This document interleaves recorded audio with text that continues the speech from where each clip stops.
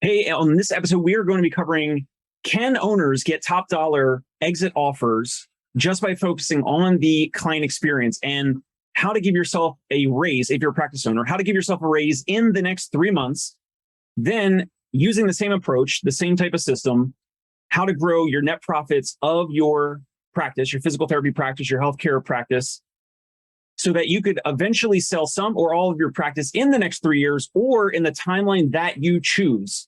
All that and more on this episode. This is Dave Kittle on the Dave Kittle Show. I'm the owner of Concierge Pain Relief, Home Physical Therapy in New York City, and the CEO of the Fieldmaker Group. We are currently acquiring practices in New York and New Jersey. Today, we have another guest back on the podcast for the second time. Jerry Durham, he needs no introduction. Physical therapist, previous practice owner. He's a consultant, a podcaster.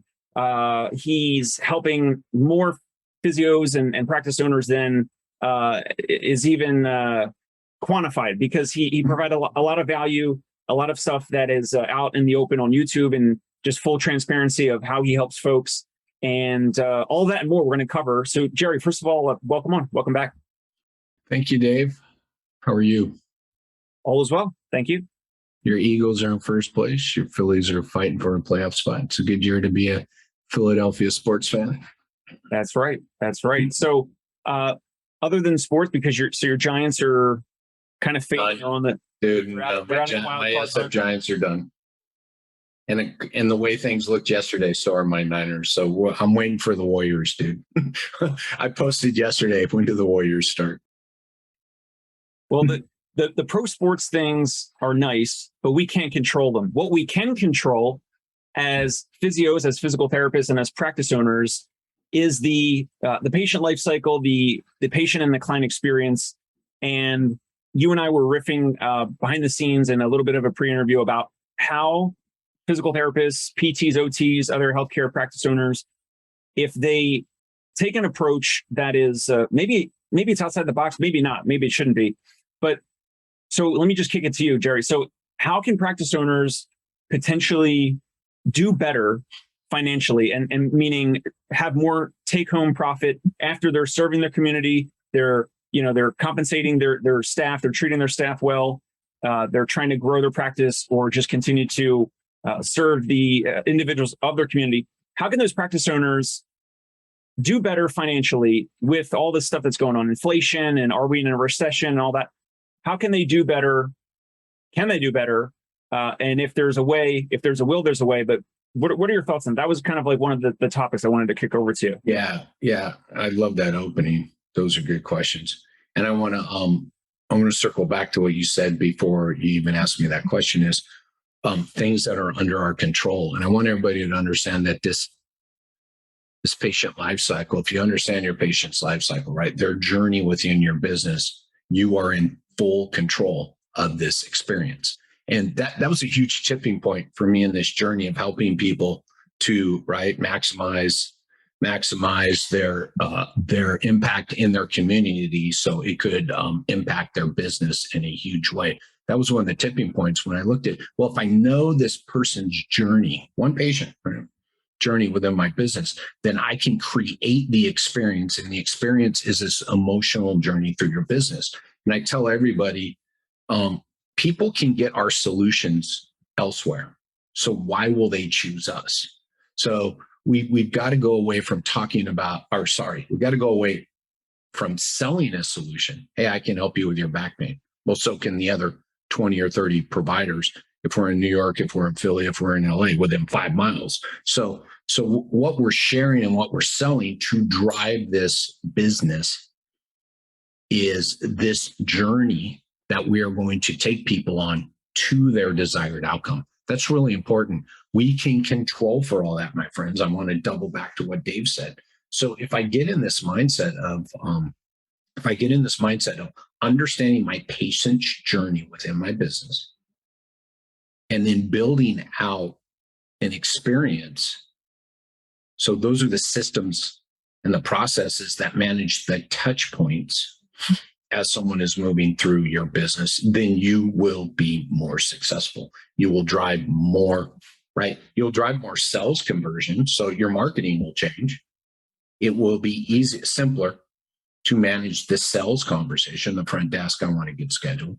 It will then be simpler to retain people because you will have connected all the touch points within your business to deliver this experience. And I'm going to tell you, you friends listening out there, you're not far off. This is not a lot of work. All my most successful clients are 70 to 80% there. They just need a visual. They can talk all this stuff with me. They know it. And what we do is we put it all on paper, and then we make sure that their teams, they have the training and the onboarding, and that their teams are aware on how to deliver on this. And they're no different than you and me. And I've got in-network clinics, out-of-network clinics, cash clinics, I got PEDS clinics, I got musculoskeletal clinics, I got mobile clinics. So this isn't a niche down specific to any group. It's a healthcare practice model to create greater success for your patient so that you can benefit from it. And implementing this stuff, the beauty of being 70 to 80% of the way there, which probably most everybody listening to this podcast are, is the stuff you implement today will start to return. This is what I love about the clients I work with, right? Is because they're close. So we start implementing stuff, and a week later, 2 weeks later, we start to see the change and the change in the business metrics, right? So, which means their patients are, shall we say, doing better because they're arriving and they're paying and they're staying. So in regards to our current economic climate, we have inflation kind of leveling off, but it's still been a challenge. It's still been an issue for a lot of folks. We have healthcare reimbursement payment, either plateaued or in some cases declining. Owners in the past several years, if not longer, feeling squeezed from several sides, including the insurance side of things, the payment side, and maybe the fear or the unwillingness to offer private pay options and services, things like that. Kind of, they got used to whatever, if they were 100% in network, they might have been just used to that for X amount of years or decades. So your type of an approach of managing expectations, communicating with new patients, having a full structure of how that type of a new patient, just one person finds a practice and enters that whole world and that whole ecosystem. Most owners, I'm assuming, don't really have something like this organized, and that's okay, because that's why there's folks like you that help them and put out a lot of free content, which is super generous on your YouTube.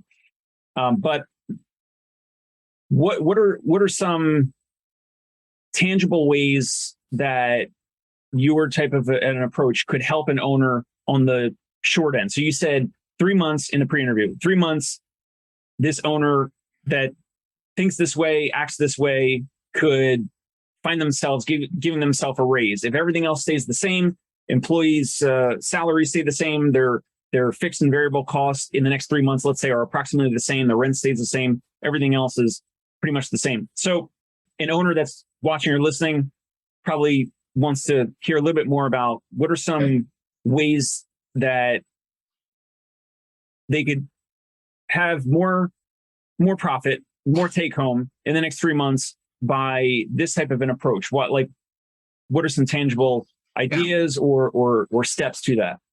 So let's just say this podcast drops. What day of the week does this podcast drop? Does it matter? This will be going out what day of the week? A Wednesday. Wednesday. Okay. So I want to speak to today. So you're listening to this on Wednesday. Here's what I want you to do tomorrow when you walk in the office. So let's talk tangible, Dave. Let's talk tomorrow, right? Let's talk Thursday morning. Here's what I find consistently is people are not aware of. So literally putting more money in the bank account by Friday. And it's Wednesday, my friends, Friday. People are not aware of the lost business through their front desk on a daily basis. And you must track your leads. A lead is someone calling and saying, I want to do business with you. I need your help. Whether your front desk schedules them or not, you must know they called your clinic. Because I'm going to tell you right now, if you're not tracking that, then you're losing money through your front desk today. I post that twice a week in my private Facebook group. I go, happy Tuesday. How much business will your front desk lose you today? if you're not tracking leads, and that means I want to know at the end of the day, how many people called us to schedule? And this is always a tell. I always ask people, front desk or whatever, how many calls you get today? 20. How many new patients you have on the schedule? 20. I'm like, so you didn't track all the calls? Well, no, I don't track the people that don't schedule. I'm like, why not? Right? There is opportunity in that group that didn't schedule. And I'll tell you, there's two types of opportunity. There's opportunity if we flip the conversation, which is the second part of this conversation. If we flip the conversation, some of these people that hung up and didn't schedule will schedule. There's that lost opportunity. But the other lost opportunity is not knowing how these people are finding you. You're spending money to get these phone calls. So lost opportunity is I don't know the results of my marketing, right? So start tracking the leads on Thursday morning and just telling your team, look, I want everybody. Well, but they called and we didn't take their insurance. You know me, that's the biggest deal breaker right there, right? Because it doesn't matter if you take their insurance or not. What matters is, can we help them solve their problem? Step number one. And then based on that, right? Can they afford, not us, and we don't get to make this decision. Can they afford our services with insurance, without insurance? So number one is start tracking leads on Thursday morning. Number two is flip the phone conversation, which I'm alluding to right now. Don't let insurance or in-network or out-of-network drive the conversation. And we're going to keep this short and sweet on this because I'm going to tell everybody where to go to get this in depth. Don't let that drive the conversation. I'm just asking you, and just bear with me. I've had the conversation this week. Oh, Jerry, our clients, our patients won't pay out of pocket. I'm like, they pay every month for their premiums. They're paying more and more. I've been in this business 30 years. Everybody is paying out of pocket. And all I'm going to ask for you in return is not to make assumptions, and do not allow your front desk to make the assumption. So number one, start tracking leads tomorrow morning, Thursday morning. Number two, yeah, go for it. And they don't need an expensive app for that. They could literally use an Excel sheet or a Google sheet. Yeah, just use a Google sheet. That's what I have everybody do. Thank you for that. And number two is tell your front desk to start for this. Are you in network with our insurance, with this insurance? You know what, Dave? I'm more than happy to answer that question. But first off, I want to understand why you called us here today at ABC Physiotherapy, because you obviously have a physical therapy need. And I want to find out more about that and see if we can even serve you before we worry about your insurance. Would that be okay? And I'm going to tell you right now, people, greater than 50% of those people will talk about themselves. Don't forget, I did this job. I did this exact job. I was out of network 20 years ago. So lead tracker, Google Sheet, get your team to flip the conversation, quit asking about insurance and doctor referrals. Talk to the person about what it is they need from you, what they want from you. Assure them, if you can, that you can deliver that. Then ask them how they want to pay. Those are two things starting tomorrow. I mean, it's plain and simple. There is no leverage anybody has in this company, no matter how much work. I talk to people every week. Oh no, Jerry, I did all that work. I did all this work. I go, cool. Let's do an audit. Let's look. And I'm not saying, there are people doing great work. And I think, hey, I finally found them, right? There's always a way to improve it. It's just like a high performing automobile, right? Or anything else, right? So story time real quick. This past weekend, went to the car dealership, got her car serviced, new oil change, oil filter, whatever. And they come out and they say, hey, one of your tires has a bubble in the tire. And so basically it's a risk. If you drive on a bubbled tire, you basically have to get it switched out. They didn't have that stock tire at the dealership on a Saturday. They said they'd have to order it and it would be there on Monday. So then my wife and I, we go to Google. We just start calling around right away. We start calling tire places all over Brooklyn and Staten Island. And I found myself calling all these places, not introducing my name, right? I was just like, hey, first of all, we have a bubble in our tire. We're looking for a full tire replacement. And here's the model number, the make and model of this tire that we're looking for. And do you happen to have it in stock or not? And then of course, I was asking about price. I found myself calling and not even introducing myself. And that's what a lot of owners and practices hear where a new patient or a prospective patient, calls in, they answer the phone. Hi, do you take United Healthcare? And so I think owners have been conditioned to be responsive and reactive to a lot of that, because just a lot of us are used to just calling places, and if they perceive it to be a commodity, maybe, right? I think the best way to present it is if you answer that question. So if Dave calls, and I say ABC Physiotherapy, this is Jerry, how may I help you? If Dave calls and says, do you take my insurance? He's telling me he values my service as a commodity. I'll go one further. He's telling me he doesn't understand any other world than physical therapy being a commodity. So I must take control. By the way, I'm thinking already of the tire guys. I'd be like, oh my gosh. Oh, and your wife too? Yeah, dude, I've been selling you hard. Right? Yeah. So Dave calls.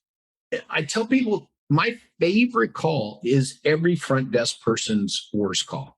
If you go through and ask your front desk, what calls do they hate the most? Oh, people start with, do you take my insurance? I say, I love it because it's you telling me you have no idea what I have to sell you. And now I'm in control. If you call and ask me how much it is, you're telling me you have no idea what I have to offer. You're offering to buy a commodity. And I say, thank you very much for telling me that. Now I'm in control. And everybody else said, my favorite call is when people say, I want to schedule physical therapy. Here we go. I need a tire, right? I want to schedule physical therapy. Every front desk will tell me that's their favorite call. And I say, it's your favorite call because you're lulled into a false sense of security. You never ask them what they're buying. You assume physical therapy is the same for everybody. And again, you have commoditized it. Back to your example, dude, right? It's yes, we're conditioned. And you know what? The same front desk people, the same owner, the same everybody will do the same exact thing to their healthcare provider. So what's interesting is as I called almost 10 different places for the tire, only one of, let's say if I called 8 places, one of the 8 places, they all answered the same way, except one place was actually trying to speak to me, warm me up a bit, your type of an approach. And they asked things like, well, what have you been quoted elsewhere? Or, can we try to be competitive kind of thing? And whatever, dude. They were going deeper. Yeah. He was asking me questions. I knew the guy's name. His name was Frank. He didn't ask my name, but he was asking me questions to get me kind of leaning into that phone call. And I like that because I'm like you, like I like that whole, customer service type of an approach. So by the way, it ain't just me and you, my friend. I tell people all the time, people don't want to talk to themselves. I'm like, or talk about themselves. I'm like, so yes, you never ask them. I'm like, oh yes, they do. That was one of the biggest tipping points when I was answering the phone, was going, hey, Dave, I'm happy to talk about the insurance with you. Yet here's what I'd like to do first. I'd like to learn more about you and this low back pain you mentioned, because even before we talk about insurance and cost, I want to make sure that we here at ABC Physiotherapy are the best fit for you. Well, you guys know what I did. I just did like 3 different things with that one statement. And 2 of the biggest things I did was tell them, we're not like everybody else. And I also told him, this is all about you. You can't lose. At that point, if he says no, I don't care. But if you don't start with that, you automatically lose. Do you take my insurance? I used to love this, sitting next to my front desk. And I'd hear, no, we don't. Click. And I'd say, well, what'd they ask for? They wanted to know if we took UHC. What'd you tell them? No. I said, what did they need from us? They wanted to know if we took our insurance. I said, no, they didn't. They dialed a physical therapy office. What did they need from us? Oh, I don't know. Why didn't you ask them? Nobody calls a Chinese restaurant and asks them if they have Italian food. I mean, right? If you call a Chinese restaurant and say, yeah, I want to order, they're going to go, okay, what do you want? To have the menu, right? And they're going to start ordering. I mean, it's just, so we allow this huge, we are the worst, we're the biggest reason for the commoditized market we're in, because we allow people to schedule for physical therapy. We allow people to schedule buy their insurance. I'm not saying insurance is good or bad. It don't matter. My goal is to make that as insignificant as possible. That's number 5 on my intake process. Everybody else makes it number 1, number 2. I'm like, no. At the end, okay, you understand. I call it value before price. You understand, right? You understand we understand the problem to be solved. We understand your expectations. You understand you're seeing an expert. You understand what's going to happen during that first visit with your expert. Then I say, so Dave, how do you want to pay? And 99% of the time, what do you hear? You take my insurance, don't you? Yeah, we do. So sidebar is Jerry's going to share the screen and share some stuff. So if you guys are listening on the Apple iTunes or the Spotify, definitely jump over to the YouTube for this episode on the Dave Kittle Show, because Jerry's going to share some stuff that I don't know if he shares elsewhere or maybe he only shares with his clients, but it'll be the full effect if you get a chance to see what he's walking us through and not just hearing it, or circle back on this episode when you get a chance and you're not working out or not driving, and then you can, watch the YouTube. Yeah, let me do this. So I'm talking about what I'm talking about right now, my friends, is this patient life cycle, right?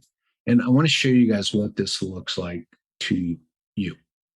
So this is cool. This is your patient's life cycle within your business, right? This is the patient life cycle that I drew out for my business over 15 years ago. It pretty much applies to yours, right? And what's important is not the individual steps, because I'm going to break this down for you in a second. What's important is you see these touch points in this journey happening.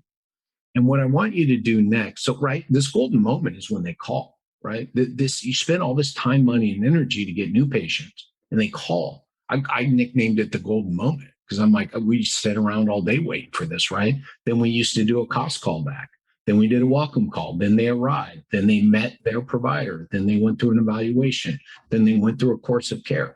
Then a post course of care, not discharge, right? So this is their journey, because we're still in contact with them, right? Even in the gray part. So this is that patient life cycle I talked about. And every great business on the face of the earth, every successful business, one understands their client's journey within their business. And when I learned that, that's when I started sitting down and mapping out ours in my business. I then went deeper. And we did this. And this is what I want to share a little more. What Dave and I have been talking about, and the way you're going to leverage putting more money in your pocket over the next 3 months, is really starting to understand this phase 2. Right? So by the way, phase 1 is your marketing. It's not here.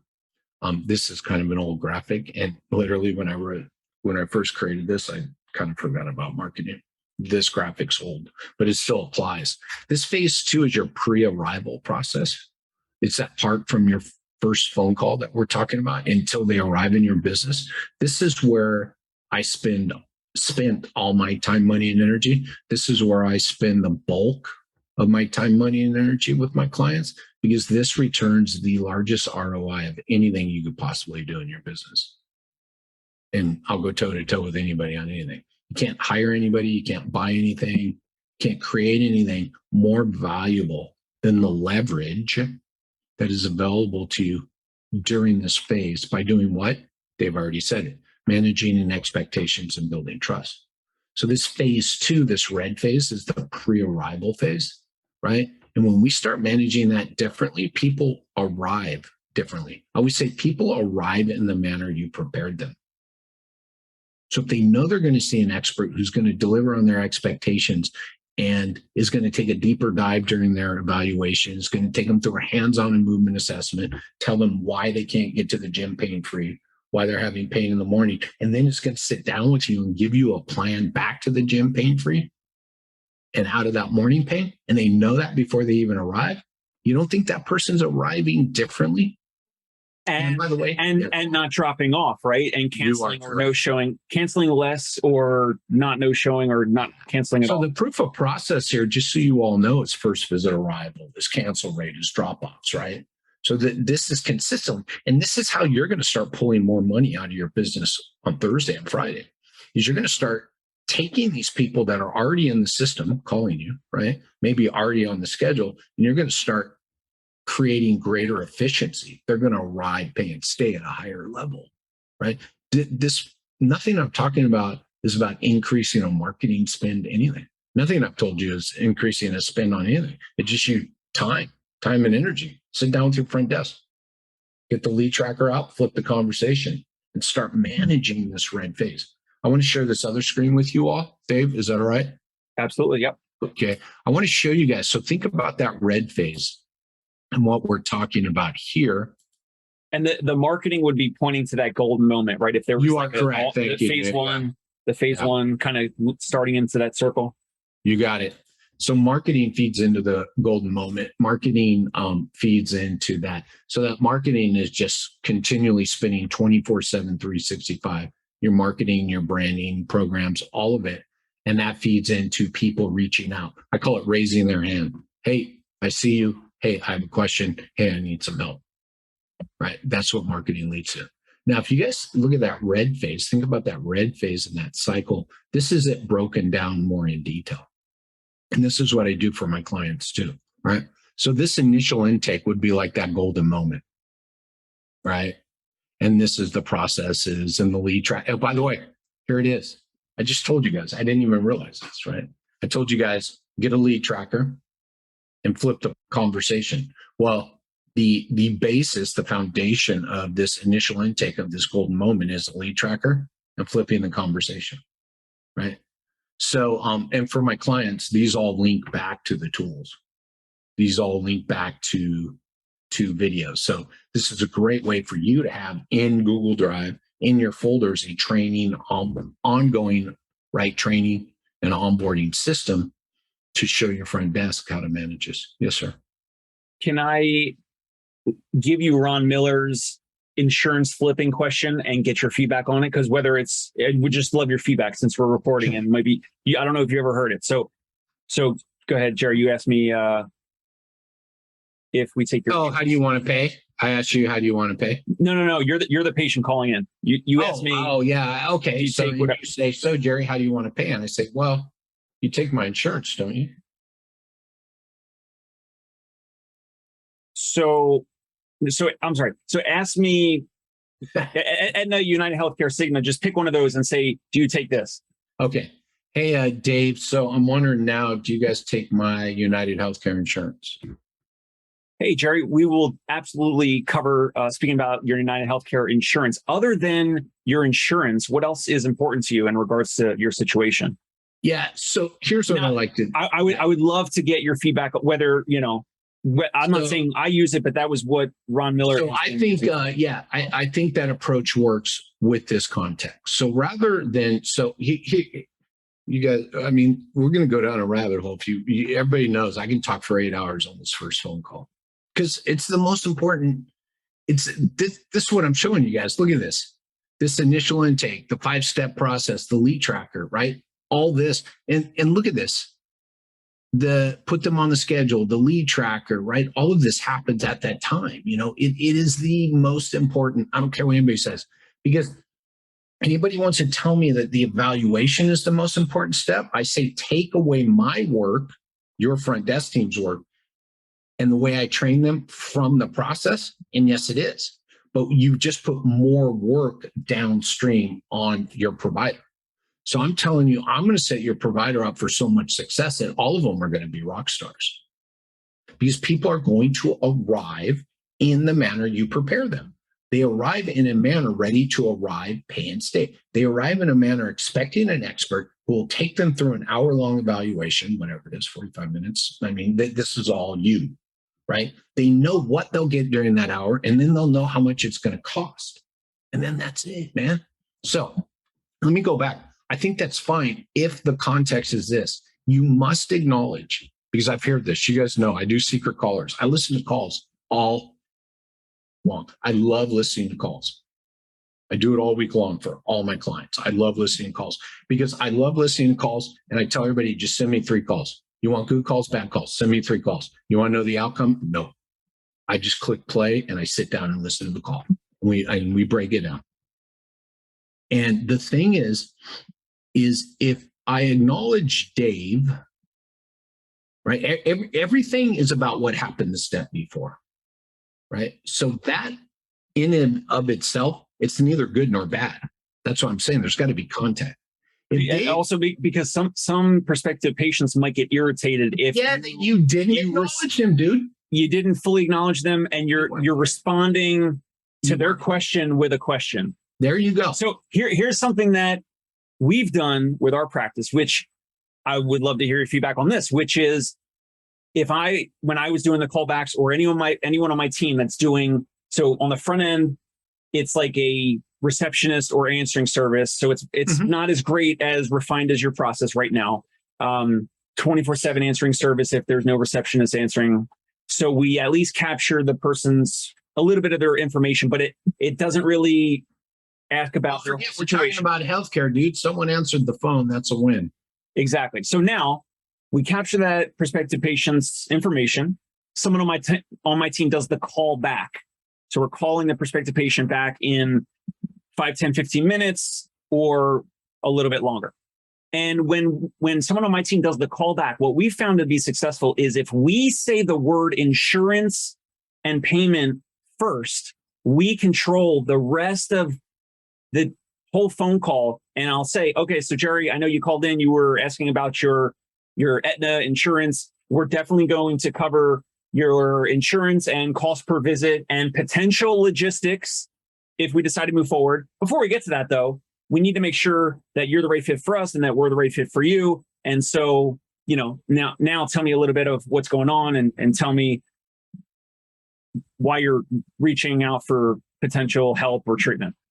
And then we dig in further with the, like you've said a million times, no one's calling physical therapy because they have back pain. They're calling because they can't pick up their child or grandchild. They can't, do gardening. They can't go for a run or a hike. And that's the only thing that someone is able to do to feel better or whatever. So whatever the reason is, it's not about the physio or the physical therapy treatments or the so-called offering that we have, but it's more of like what's in it for them, that prospective patient. So that's something that we found, that if we mention insurance and cost per visit first, they at least give us a time to then shift the conversation in this type of a manner. So I want everybody to think about what Dave just said. Look up at the inbound phone, right? The first step in this 5-step intake process, which Dave just demonstrated very well, is acknowledgement. So no matter what you hear, how much does it cost? I want to schedule an eval. Do you take my insurance, right? These are really the only 3 ways, right? There's a tell here, maybe 10% of the calls, but 90% of the calls are going to start like this. So the key here, the very first step is we must acknowledge what we hear. Hi, my name's Dave. I have low back pain. I want to get scheduled for physical therapy. Well, hello, Dave. In case you missed it, my name's Jerry. I'm sorry to hear you're having. Yeah, I'm sorry to hear. I'm sorry to hear you're having low back pain. Yeah, don't be like me where I'm calling around for tires and I'm not even saying my first name. Right. And in case you missed it, my name's Jerry. And by the way, I'm sorry to hear you have low back pain. Yet you have called the right place, because here at ABC Physiotherapy, we help a lot of people with low back pain. Now so I just acknowledge everything. Dave, low back pain, wants to schedule physical therapy. So Dave, here's what I'd like to do next. Now, after acknowledgement, I go into permission-based questions, which you did, Dave.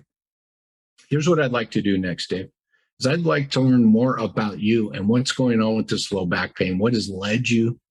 Call us here today at ABC Physiotherapy, and then we can look at getting you on the schedule and even talking about price. Will that work for you? Well, I just acknowledged Dave. I told him we're going to talk about him. I told him we're going to hit price. Dave is probably going to agree with me 99.9% of the time. I am in full control. Dave brought this up, so I'm going to say I'm in the driver's seat. Even if Dave says no, you must understand I'm in the driver's seat of this conversation. So this acknowledgement that Dave gave us the great example of is the context here. So again, the example he gave us of the misdirect around the, I don't like misdirect. It's just hey, I acknowledge, because actually Dave acknowledged it. I wouldn't go straight into that other thing until I acknowledge it first. Now, let me give you one more example. Let's just do it.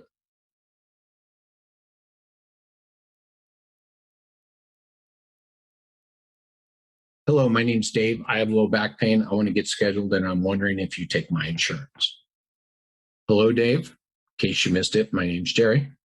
So sorry to hear about your low back pain, but you have called the right place. Here at ABC Physiotherapy, we do help a lot of people with back pain. Regarding your United Healthcare insurance, I'm acknowledging. I'd be more than happy to talk to you about your coverage here with us and what we can do to help you out with that. Now, mind you, there's a hard stop here. There's a period, right? To help you with that. Now, what I would like to do first is this, and I'm going to go into the same question. So you guys hear, everybody thinks, right? Oh, I need training in this. I need training in this. I need training in this. The 5-step intake process is the training. Hi, do you have a pool? It's the same thing, right? Acknowledgement is number one. And this 5-step intake process must be done in the order it is given. And I'll tell it. Here you go, everybody. Acknowledge, right? Find out their problem. They need solved, not their goals. You need the problem to be solved. Find out their expectations, past, present, their expectations of you. So what are you expecting from us? Then make sure they know they're seeing an expert. Make sure they understand what they're going to get for their time, money, and energy with that expert. Ask them how they want to pay, and then recap. That's it. If you start doing that on Friday, because Thursday you're going to start the lead tracker, and then Friday you're going to come in and start talking to them about flipping the call, right? So again, this is that phase 2 broken down for a clinic that has multiple sources, right, of marketing. The other one I showed you is pretty straightforward. Everybody's calling. They're either fax leads or everybody's calling. No big deal. Cool. This clinic does not take insurance. This clinic does Facebook ads. They have website leads, and they also have people calling in, right? And these are all the directions we could go in that process. So if you think about it, when you look at the red on there and it said golden moment, cost callback, welcome call arrival. I mean, look at all this work that has to come in to arrival. So this is what I'm talking about. You guys fine tune this. You guys dial this in. By the way, no new marketing, no new hires, no new systems, no new products, no nothing. It's the same team. You want to talk about more money in the bank on Friday. And then if you do this, here's another word I love, efficiency. You'll become more efficient. So actually your margin will get better. Because again, the empty slots will disappear. So one of the things when you said efficiency, we talked about briefly in the pre-interviews. So one tangible area of efficiency for practicing or listening, if this type of an approach, if they focus on this phase 2 between now and the next 3 months, or if they started working with you today, they can have their own built-in pay raise without any new marketing spend. But a pay raise between now and 3 months of this type of an approach where you're kind of holding them accountable. And one efficiency would be you're over communicating, you're preparing these folks for your whole experience of the evaluation, like leading up to the evaluation, making sure, again, Jerry's whole approach would arrive, pay, and stay. They're less likely to cancel or drop off or no show because they have a different experience speaking with you and the clinic, and they will value that. Expectations and trust are set right there, dude. Remember that. So you're setting their expectations and establishing trust, and they'll be more likely to complete their plan of care between same type of thing. If you started this program with Jerry today, pay raise and within 3 months, you have evaluations today. These types of folks, these patients on average, because they're having more trust built up, you're managing expectations, there's more communication, they're probably going to start telling friends, family, neighbors to check out this place because everyone talks to each other, and a lot of people have aches and pains and issues. So they're going to be more likely to share that because everyone likes to recommend and share places that they really trust and believe in, right? Because they don't want to look bad. They don't want to recommend a place and refer someone to a practice or a business or anything. Huge, dude. I don't want to recommend a pizza place to Jerry, and then he goes there and dude, he says it was undercooked. Pizza places. I only go to pizza places that you've recommended on your story, dude. There we go. There we go. So one of the efficiencies would be those new patients coming from the word of mouth of the original new patients from starting this type of focus on this system, on this approach. And you're getting more new word of mouth patients without the marketing acquisition spend. So that's what's one tangible efficiency, where you're getting more people to refer you patients and clients without paying, Google ads, Facebook ads, et cetera, for those folks to come in. And they're pseudo pre-framed and pre-warmed up because they're pre-framed. They're pre-suaded. I love the word pre-suaded, dude. Have you ever read Robert Cialdini, Persuasion? I'm sure you have. Yep. Yeah. So they're pre-suaded. So that's one. And then the other efficiency is over time, right? So there's number one. That gets that money in your pocket tomorrow, right? Because it's less spent. Now, over time, do this once, do this twice, do this 4, do this 5, do this 1,000 times. Now you start getting that efficiency within the system, less open slots, right? So what you got to remember is you're going to maximize the machine you put together already, because, right, an empty slot on the schedule is not efficiency. That's inefficient. So as soon as you start filling the slots and your cancel and your drop-off rate go down over time, now your margin goes up, again, with zero increase on the expense side. So the second efficiency is now the money. Let's go back to what Dave does. Let's flip this here. You call Dave 3, 4, 5 years later, right? Dave's looking at a healthier journey, looking at a healthier bottom line. By the way, Dave's looking at a bottom line that he can trace back to a process that is reproducible, regardless of who's running it, regardless of who's going through it. And now the efficiency on the exit side of it is huge. This is I do a marketing thing where I say, instead of complaining about the multiplier, why don't you just control it? If you maximize the efficiency of your business, you tell them what the multiple is, because someone's going to pay it. The only people I ever hear complain about multiples, client can't tell me their patient's journey within their business. So I call it show your work. You guys remember, man, my God, if it wasn't for showing your work, I probably wouldn't pass physics. But, it's like, hey, we have 1,500 new patients coming in every month. I'd be like, so what? How many of them finish? How many complete? Right? Because 1,500 come in and 500 go out. That's inefficient as heck.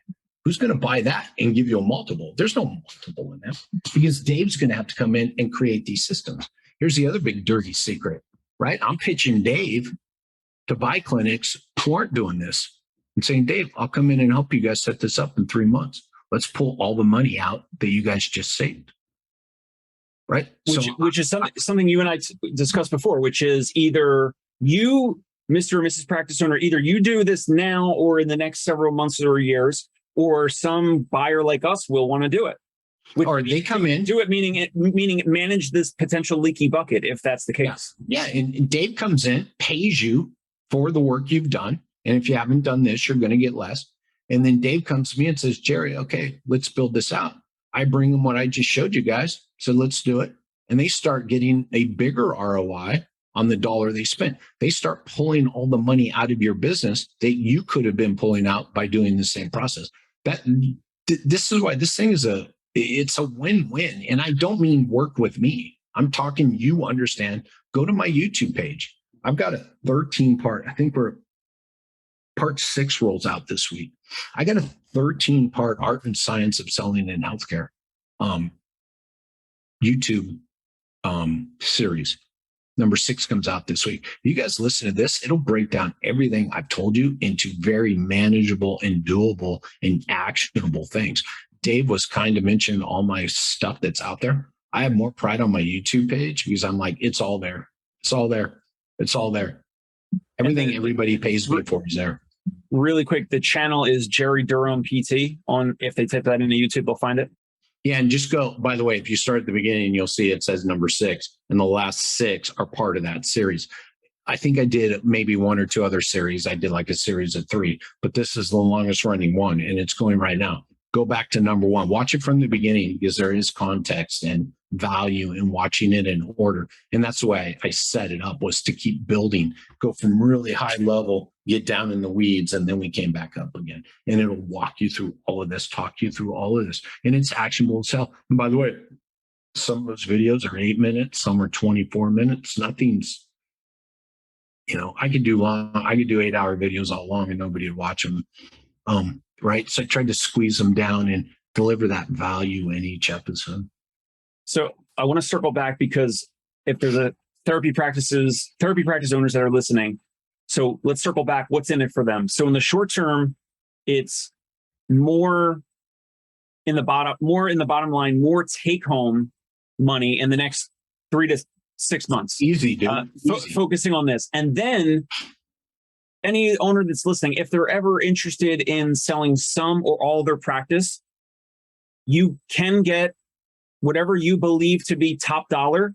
The only way for you to get market rate or above market rate and have, even a competition, like a competitive bidding war between, 2 or 3 different buyers, and you're sitting there with 2 or 3 different offers, 2 or 3 different letters of intent, non-binding letters of intent offers, is to have more net profit.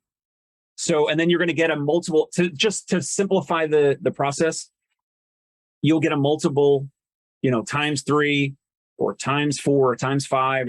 Then obviously, depending on how many multiple clinics that you have, you can have more scale already and you get larger offers. But regardless of which owner's listening at whatever stage of the game they're at, regardless of what size they're at, you need to be focusing on, after you're serving the community, your team is treating patients and you're getting the outcomes. You have a clinical staff that gets results. You have a front desk staff that is doing some of Jerry's stuff, if not just, traditional warm welcoming and customer service and communication and all the things Jerry talks about, managing expectations. Focusing on those things, tracking, so just to recap, tracking the patient experience, right?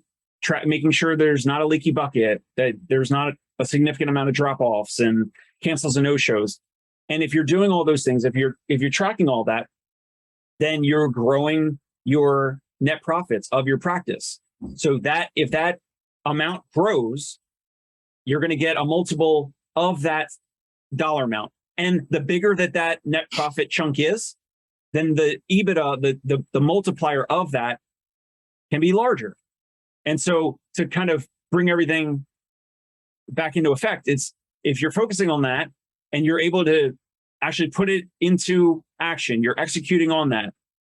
That's how owners can sell for top dollar in the next year or 2, or maybe it's down the road. Maybe it's in the next 3 to 5 years. But either way, someone will have to focus on it, which is either you, Mr. and Mrs. Practice Owner, now or in the future, or whoever is potentially buying your practice in the future, because someone eventually will need to focus on this. Yeah, someone's eventually going to pull it out. So I literally have an ad where it's like, look, I pitch you and promise you the same things I pitch the guys and girls and people who come in the day after you sign on the bottom line. It's the same exact pitch. Let's pull more out of this business with no more money going in. Right? The only investment is me, both sides, by the way. Right? And so again, and I love the way Dave described that. You guys need to go back and listen, because the impact of Thursday and Friday starts, right? So you go, hey, more money in the bank. I'm going to give myself a raise. Well, you get to that comfortable spot after 3 months, but there's still more money going into the bank. You guys understand that? Now you get to reinvest it in the company. You get to leave it in the bank. You get to give out bonuses. You get to give raises. You get to take out, more money for you. I mean, that nothing but good things come of this, short-term and long-term. I was talking long-term a lot, and I thought, but they're getting a short-term impact. Don't deny it. Don't talk past it. And the short-term impact is this doesn't take 3 years. I realized that's what I was doing. Hey, let's get you ready to sell in 3 years. And everybody thought, well, I'm not going to see the result for 3 years. I'm like, no. Most of my clients, I'm literally on my second client with my newest meeting.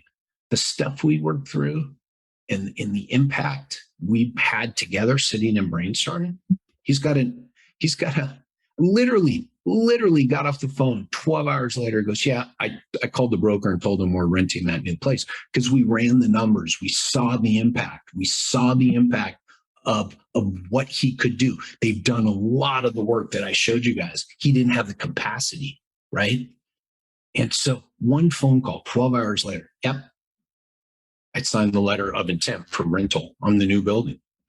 He didn't think, because he wasn't looking at his numbers properly, he didn't think him and his current team could maintain, right, and meet the needs of a higher rent on a new place.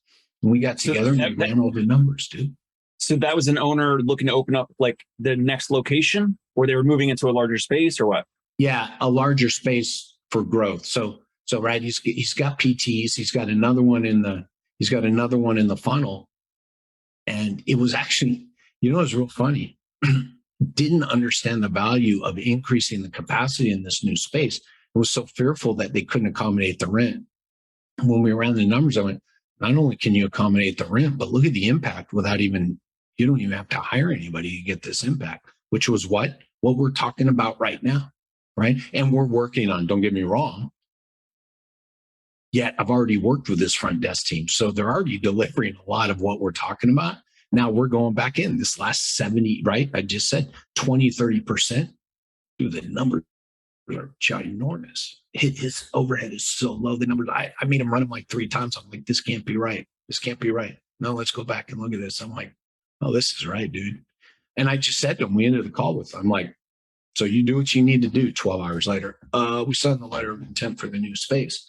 So again, it's fine tuning. It's making sure people are looking at the right things. You said it already, right? There are ways to measure all these steps of the patient experience. By the way, the patient experience is an emotional journey that we can measure.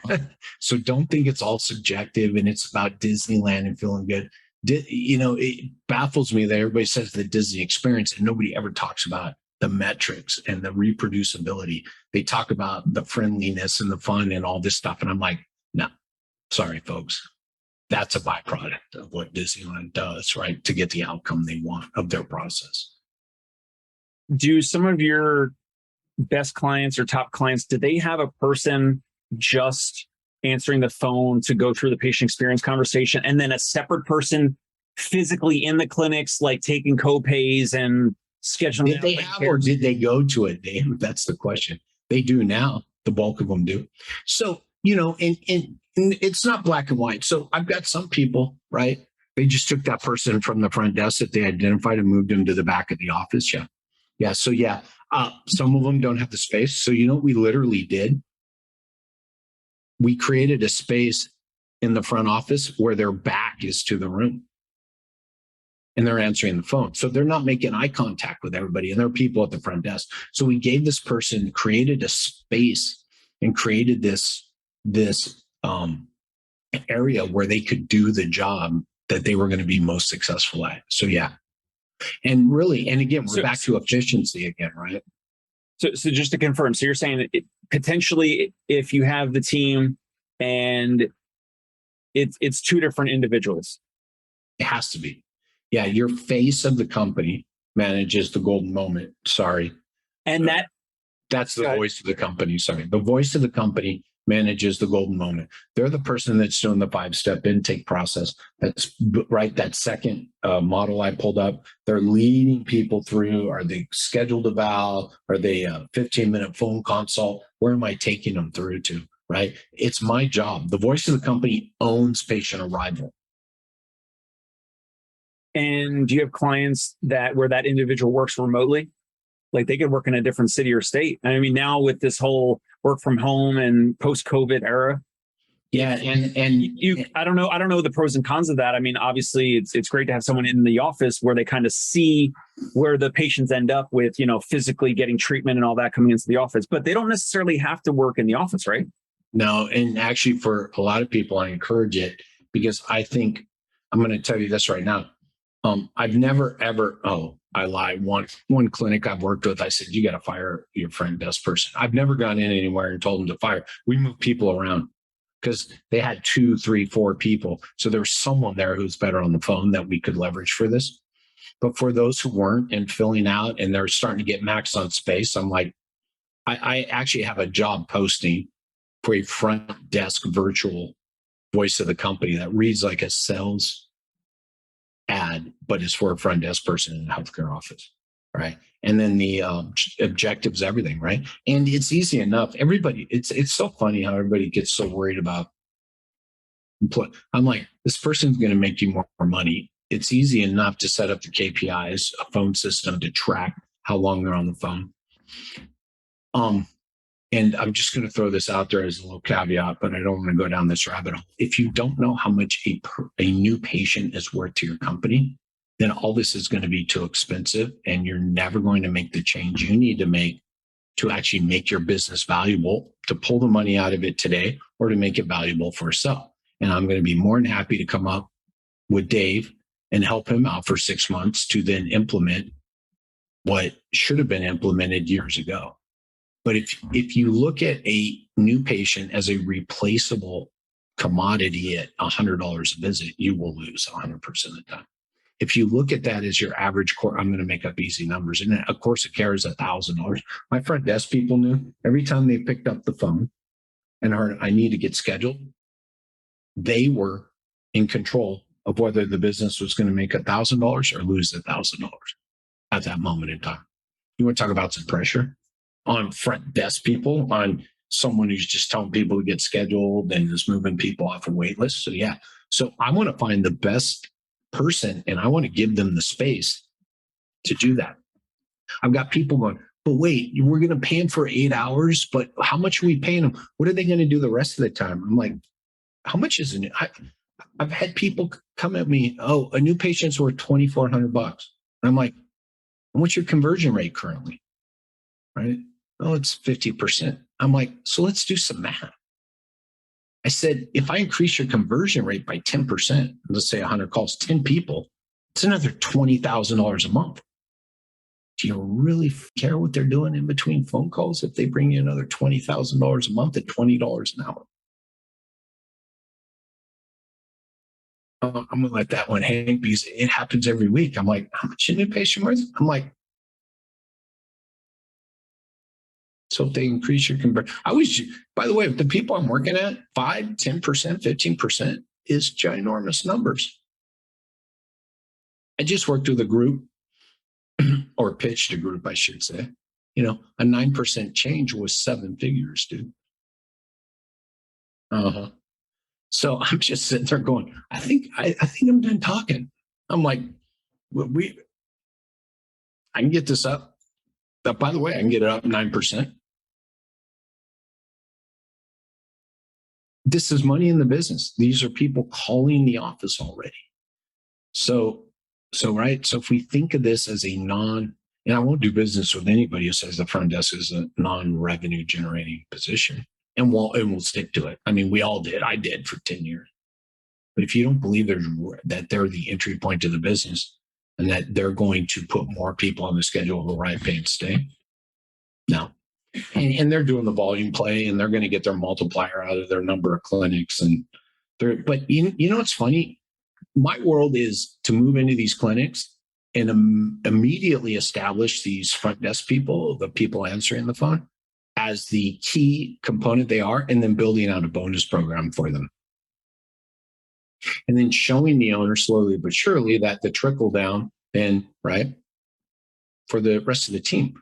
So I'm working with a lot of the owners before they ever see the money to set up new business, pay structure and bonus structure for front desk and providers. Some of these bigger groups that are just going on the volume won't do the work. Well, there ain't no money flowing downhill. So I sleep well at night, man. I sleep well at night knowing we're taking care of people in the community who now know what your clinic has to offer them and what they're going to pay for. We now have people in roles, in non-provider roles that are respected and actually admired, and it's understood the role they play in patient success. We now have bonus structure set up for team members, all team members, right? When the business does well. And by the way, you still get your big old raise. By the way, you're taking all the risk. Sometimes I get employees start complaining. I'm like, who's taking the risk here? you ain't taking no risk. So don't get me wrong here. I'm pro getting everybody paid, and I'm pro, right? Everybody who took the risk and taken the risk getting paid, right? And we'll wrap up in a second. But when you say risk, I mean, I think there's way more risk if someone was going to buy one of these like medical devices that's like 70, 80 grand. And then you dude, let's talk risk. Yeah. And then you got to spend what, another 10, 20, whatever grand on marketing it, right? On your website, Facebook, YouTube, Google, whatever, adding that feature to your website, whatever it is. So that might be helpful. That might be a good treatment option. I don't have to list. By the way, I don't have to list the actual medical devices, but I'm saying you're saying risk, but it's like there's a lot more things that are risky, like buying, multiple, high-low tables where each table is $3,000. Maybe you need a table. Right. By the way, the riskiest thing here, let's double back to my conversation. The riskiest thing is posting a job for a front desk person and you don't understand their value in the company. Because at least if you buy that piece of machinery, right, you just sit there and eventually it'll pay itself off $75 at a time. But that front desk person, you're not measuring, right? You don't know. We started this, no lead tracker. How much business have they lost us through my own fault? I never blame, by the way, I need to say this. I say it during every talk. I never blame a front desk person for a bad first phone call or for hanging up on someone and saying, no, we don't take your insurance, because that's how they were trained. So as I tell everybody, I've had bad calls. I've never blamed the person taking the call. I go back to the owner and go, yeah, it comes back to the owner. I think that's a good place to pause. So guys, I think that's a great place to pause. Jerry Durham PT on YouTube. You connect with him on Facebook, Instagram, YouTube. What's the website? Remind me, the clientexperience.com. Clientexperiencecompany.com. Clientexperience.com. So, you can connect with me there. And it does. There's a scheduling calendar if you want to schedule a call and talk about your business. But there's a lot of information about me and what I do and the people I've worked with. So I plan all my testimonials. Some of the people I'm talking about now.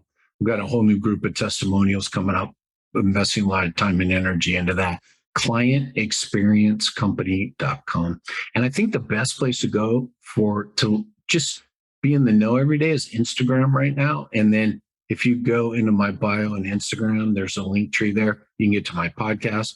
You can get to my YouTube. You can get to schedule a call. I think those are the big ones. Oh, you can get to the website from there.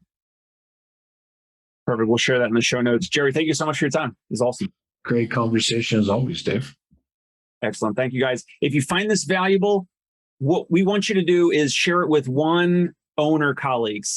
Grab the link of this episode, this YouTube, this Spotify, this iTunes, copy, paste, send it in a text or an email. Just send it to one practice owner colleague that maybe you went to PT school with, OT school with, a colleague that you met at PPS, whatever. Send it to just one colleague, one practice owner. We would appreciate that. And you can subscribe, see when the new shows get published. You'll be notified if you're interested. If you like it, if you love it, let us know. Thumbs up, thumbs down, give us some feedback. Thank you, guys. That's it for the Dave Kittle Show. Bye. Hey, it's Dave Kittle. Are you a healthcare business owner or physical therapy practice owner who is looking to figure out your succession plan or exit strategy? We might be able to help.